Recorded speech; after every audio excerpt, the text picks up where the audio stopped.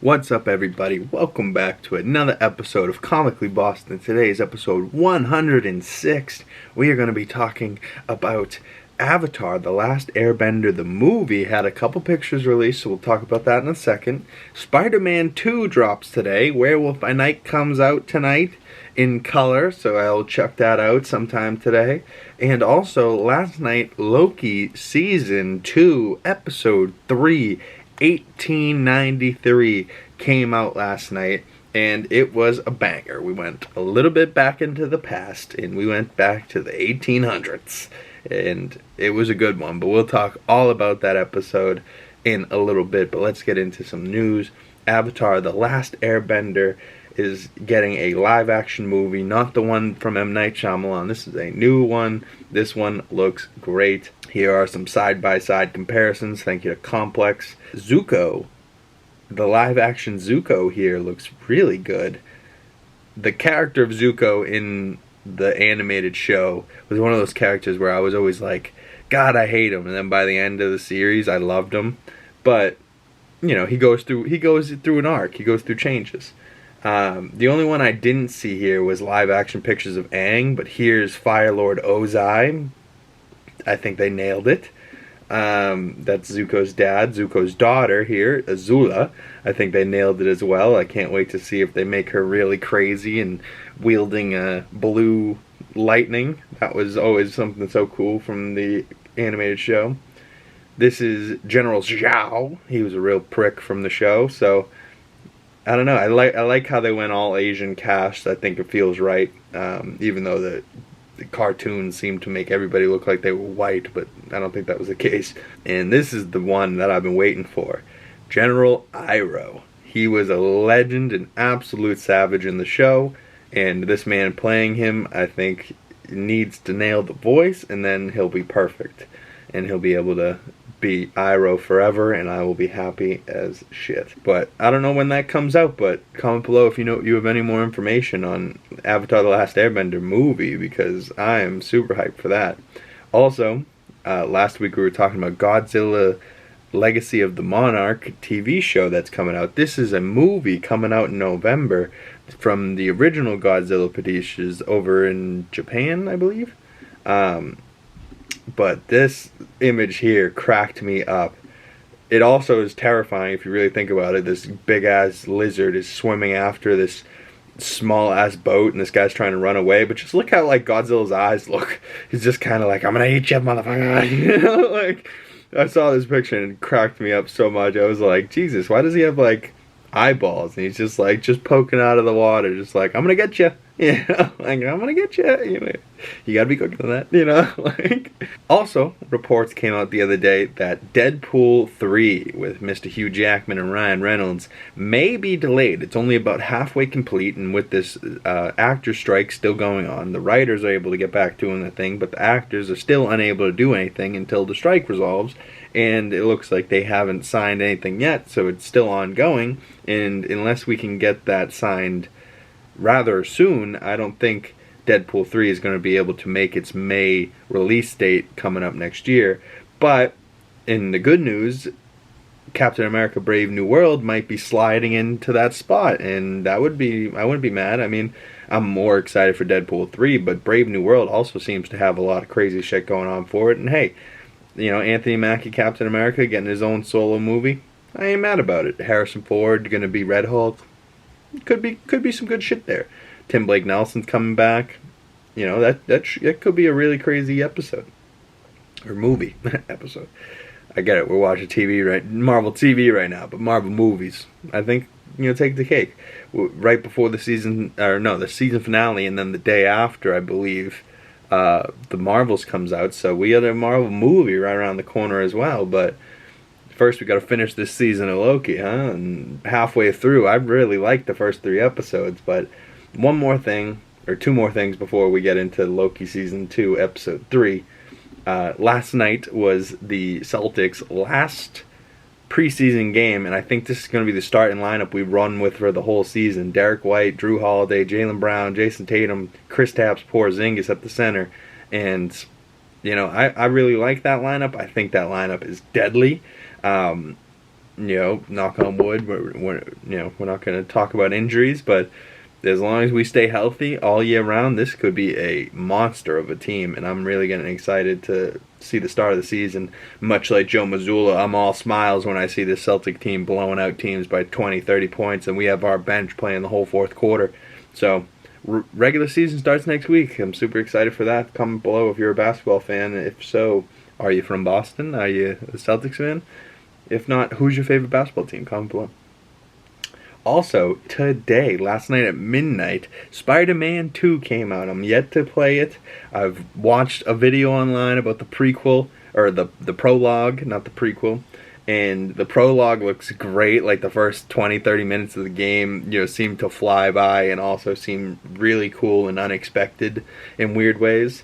But, I'm just so excited to get into this game and see Venom, his big ass, he looks so ginormous, but also to see this black suit in person and see how Peter gets it. Craven also is so badass, but mostly I'm looking forward to Venom. But if I'm being honest, just playing as Miles and Peter, playing as both of them, playing as Peter in his game was awesome. And, I thought that first game was amazing. But then the second game, Miles Morales, was, everything you loved about the first game, but they added elements to it. But it was a shorter story. It didn't have DLCs. But there was a little bit of extra things going on, combat-wise, swinging-wise. Like they polished some things. And then in the second game, you're adding web wings, you're adding all this crazy shit that I've yet to experience, but I'm so excited for it. Plus, you get to switch back and forth. There's going to be a ton of suits. The story looks unbelievable between who we know is in the game already. Sandman, Lizard, what's his name? Mr. Negative, Lee, Craven. The villains in that game, Venom, I can't. There's going to be surprises too. Like, I'm so excited to really dive into this game, but first we got to edit these videos, talk about Loki. I've been watching some Marvel movies, so there should be some more movie reviews coming your way. Far From Home, Black Widow, Dark Phoenix, all I watched this week. So all some good ones, and we have Avengers Endgame movie review coming out tomorrow, so check that out. Let's get into Loki Season 2, Episode 3, 1839. And the episode starts with Renslayer back in 1868, 25 years earlier than the title of 1893, in Chicago on the Sacred Timeline, which I find very interesting, but we'll talk more about that in a few minutes. And Miss Minutes is there to talk to Renslayer, and she says that He Who Remains' plan was to give this package into that window at this exact moment in time, and for what reason? Who knows? But so He Who Remains sends a package through a window to himself as a young man back in time, which I find really interesting. We even see a little kid version of He Who Remains, or whoever, Victor Timely, and he gets the book. And what is this package? It's a book of the TVA guidebook, the one written by OB. So what does that say? Is OB the OG, like Eric Voss has been saying? Is he a He Who Remains variant, Mr. OB? I don't know. Or maybe he's just the architect behind the TVA and the whole thing, and He Who Remains is just taking credit for it? I don't know. But this is clearly way back in the past, 1800s. I really enjoyed this episode. The little outfits that Loki and Mobius have are just awesome. Just how they interact with each other. They're either in love with each other or they just love being around each other. But I'm going with, I think they're in love with each other. But so Loki and Mobius go to the same 1893 Chicago fair that Renslayer is currently at, and Renslayer's tiptoeing through. She's got Miss Minutes in the bag. So Loki and Mobius, as they're walking through the fair, they come across this statue that says Thor, and then it was Odin in Balder the Brave, and he goes, why is Balder up there? Nobody knows Balder. And pretty much Loki's saying that because he's jealous, because why isn't Loki up there? Instead it's Thor, Odin, and Balder, and they're like, who the fuck's Balder? And for people that don't know, Balder the Brave was almost cast, and I believe even shot some things for Multiverse of Madness, and he was supposed to be a part of the Illuminati. He was supposed to be a part of the Illuminati, and Daniel Craig was supposed to play Balder the Brave. And I don't know about Daniel Craig. I think the MCU version will be very different. But if you've ever played God of War Ragnarok, the Baldur the Brave that's in that game, that whole dude as a man, like just as a villain, oh, oh, that might even be God of War, the first one. But his whole like, he can't feel pain, but he's this skinny dude, but yet he's still badass. Like, you know, God of War, you know, Kratos looks like he should tear that man apart, literally limb by limb. But Baldur the Brave with his tattoos, he looks so cool, but he stands his own, you know, he fights back. I like that part though. Loki's like, nobody talks about Baldur, and then he looks at the Statue of Liberty and he goes, Thor's not that tall. You know, like he's just talking shit, but he's also feeling very left out. But he's got Mobius, so he's also on a new life, a new mission. I love Miss Minutes' little outfit change. She goes from the orange clock lit up to like this muted 1800s white clock. I was like, yeah, wow, everyone's in these costumes, but now even Miss Minutes gets a little costume change. Okay. She's a little sketchy though, but we move on to the post-credit scene from Ant-Man Quantumania. And, you know, in Quantumania, that post-credit scene was crazy because we weren't expecting it. Even though we just saw Kang in the movie, but we weren't expecting to see Loki. So all of a sudden we were like, oh my god, Loki and Mobius? And they're like, that is him, he's terrifying. That post-credit scene was much more terrifying than the actual show that we see in the episode. But yet, he still, you know, does his whole, time we can shape it. You know, like in his little stutter and his, he's really like a con artist though, because he's not quite made all these inventions. He is onto something, but he's limited to the technology of the 1800s. So, you know, he can't quite make everything work, but we have this little Nikola Tesla light show go on behind him. And then there's a bidding war for his stuff. And then you see him running into other people after the show, and he's trying to sell things, and it's not really quite working. So then he has to kind of take off running, and Loki gets stopped. This guy flips Loki's hat off, and Loki, I thought was really going to take him outside and beat him up, but instead just magics his ass right up out of there real quick. And so I loved to see that. But, you know, Renslayer gets a hold of Mr. He Who Remains and has to talk to him, and that's dangerous because these two fall in love in the comics. So like maybe that's what we started to see here, was them starting to fall in love. But then we see how Victor Timely treats her later in this episode. Well, we'll talk about that. So, you know, dangerous stuff. But so they have this little chase scene. Yeah, so Sylvie shows up to kill his ass and pushes Timely into this Ferris wheel, and then they're going around this Ferris wheel, and Sylvie and Loki are kind of magicking back and forth at each other, and it's not really quite working out in her favor the way she would have wanted, I think. But she's like ready to kill his ass, and from the last episode she was like, Loki, I told you if I saw one of his variants I was going to kill him and do the job that needed to be done. And Loki's like trying to plead with her, and she's like, who the fuck are you pleading with? Like, stop it. Like, this man is evil. He kills everybody for no reason. And Victor Timely's like, who the fuck are these people? And why do they need me? And what are they talking about? But he's also like kind of putting it together like, oh shit, all this time, like the things that he's thought about and, you know, thought that he was just like thinking have actually happened to him, but in the future. So like, I don't know, Victor Timely is going to be a big part of this, but I'm curious to see, is Victor Timely He Who Remains actually? And like, you know, the flat circle time at the end of time is also the start of time, so he dies, but he also is reborn as Victor Timely. Like, I don't know. Like, it doesn't make a lot of sense because time travel gets crazy, but I loved the little Ferris wheel scene, how, you know, Loki's trying to get Sylvie to not kill He Who Remains, and she's trying to kill him, and it's like they're fighting, but they're using magic and whatnot, going back and forth. Felt a lot like the season finale of last year, and even Sylvie says it, she's like, doesn't this feel familiar? Where he's trying to get her to not kill He Who Remains. He Who Remains is in the background just kind of looking on, just like, oh my god, what's happening? Look at this fight.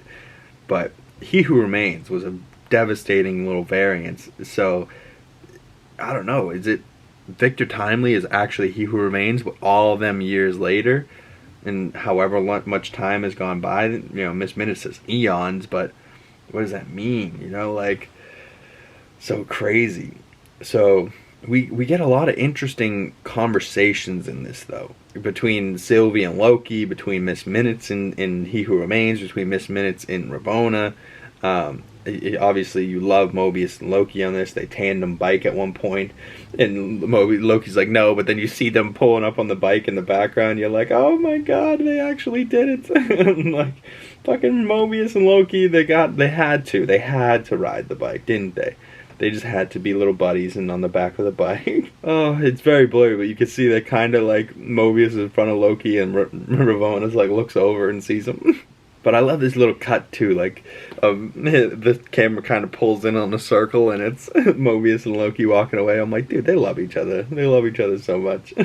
But Miss Minute says to He Who Remains that he created her, and that she's a fully sentient AI. And then she gets like weird, and she's like, oh, I want to, why didn't you make me a real body, a real woman? She's like blushing, she's crushing on He Who Remains, like she actually loves He Who Remains. So now there's a love triangle of He Who Remains, Ravonna, and Miss Minutes, and who's going to become his girl, his woman? Is it going to be Ravonna, or is it going to be Miss Minutes?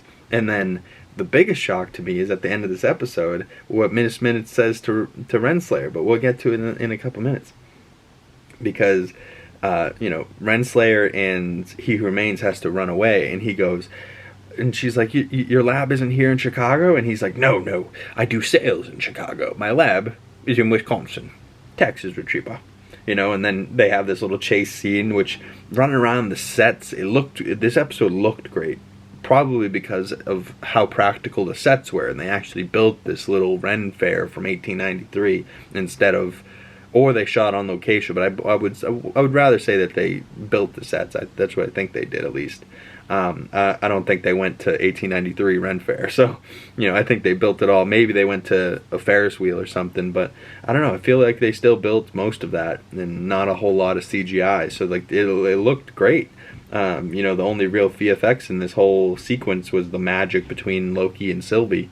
They get on a boat to go over to Wisconsin to his lab, and Ravonna slips up for 1 second and goes, oh, I really think this partnership's going to work out. And, or earlier in the episode, Timely said he doesn't do partnerships, so he drops Renslayer's ass in the water behind the boat. The boat takes off to the lab, and she just kind of has to start rowing.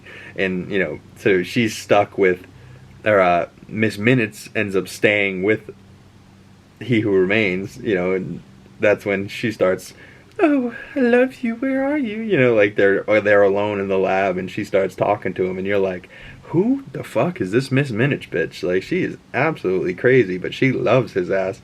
And then, she gets a little too flirty, so Timely clicks, I believe, the temp pad to kind of suck her back in so she's not just out at all times. Ravonna ends up, paddling her way back over, so as soon as he sucks her back into the temp pad, Ravonna's like, lover's tiff. And you're like, oh my god, like, what's gonna happen next? And I can't believe, I really thought this was gonna be like episode 4 or 5. I can't believe we're already getting into this shit episode 3. So episode 4, Timely's gonna be back at the TVA doing their thing with OB. So then what's 5 and 6? Like, ooh, I'm super excited for whatever the rest of the series is. This is the halfway point. I thought we were gonna get, the Ant-Man post-credit scene a little bit later, but I'm glad we got it now. So as Ravonna's then talking to He Who Remains, or Victor Timely, Loki and Mobius come in, and then Sylvie comes in. So like, as they're all talking, then they all start, doing their thing and starting to fight, and Sylvie, at this heartbreaking moment, she kind of like tears up as she's like got him by the knife, and she's like gonna stab him, but she like can't get herself to do it. You know what I mean? Like, she's got the knife, but she can't really like just kill him right there, even though she wants to. So she looks over at Loki and goes, don't make me regret this, take him, get him out of here. So they take Victor Timely, push him through a time door, and then Loki and Mobius look back at Sylvie and Ravonna. Loki walks through the time door, and then Mobius is standing there looking at Ravonna like, should I save Ravonna from Sylvie? But Sylvie goes, I'll handle Ravonna. And, that's kind of the last thing we see from them two. Actually, no, that's not. Oh, God, the ending of this episode's so good, too. So Sylvie goes, you wanted to be at the end of the time with He Who Remains, huh? That's what you wanted? Be careful what you wish for. She kicks her through a time door back to the end of time, the season finale of last episode, where He Who Remains was stabbed by Sylvie, and his body still lays, decaying, right? He's just a corpse. And then Ravonna has Miss Minutes, opens up the thing. Miss Minutes is like, love you. Oh, we missed him, didn't we? And then she's like, oh, he's not going to want to make an enemy out of somebody that knows all his secrets. Right? So now Miss Minutes is going personal and going to take it back right at his neck. And fuck you. You think you're going to mess with my fucking hologram ass? I love you, bitch. You're going to love me back. You know, like whatever Miss Minutes is going to say. So Miss Minutes, though, goes to Ravonna and goes, hey, I know all the secrets. I could tell you a secret about you, but it's going to make you very angry, and that's where the episode ends. So that's the biggest question of this week, and I'll think about it all weekend. We'll talk about it more on Monday's podcast. What are the biggest questions going into episode 4? But right now, the biggest question is, what is Miss Minutes' secret? What is she hiding?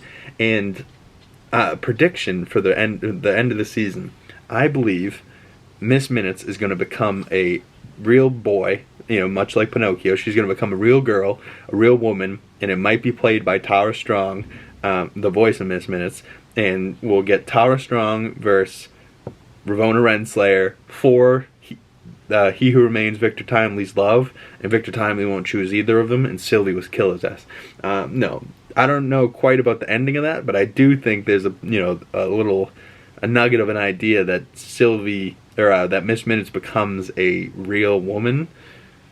That would be something. And if so, is she going to be just a random woman, or is she going to be Tara Strong? I wouldn't be mad seeing Tara Strong. I do find her beautiful and super talented. Her voice, the way she's able to throw her voice, I love her voice as Harley Quinn too.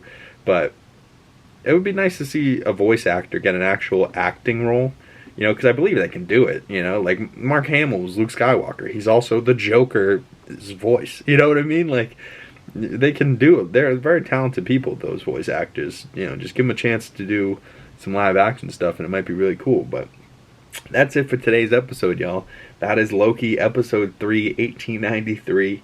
And I'm so hyped for the rest of this season. I'm hoping you guys are liking the show too. Comment below, at me on Twitter if you want to talk more about Loki Season 2. And, oh, man, what did you think of this episode? And please subscribe, smash that like button, hit that bell if you don't want to miss any future videos. And more movie reviews coming to the channel this week and this weekend. So please go watch those. Thank you for the people that watched Venom and the Into the Spider-Verse videos. They got a ton of views, so I'm happy about that. Also, Blade Trinity got a bunch of views. I didn't know you guys were into Blade Trinity, but alright.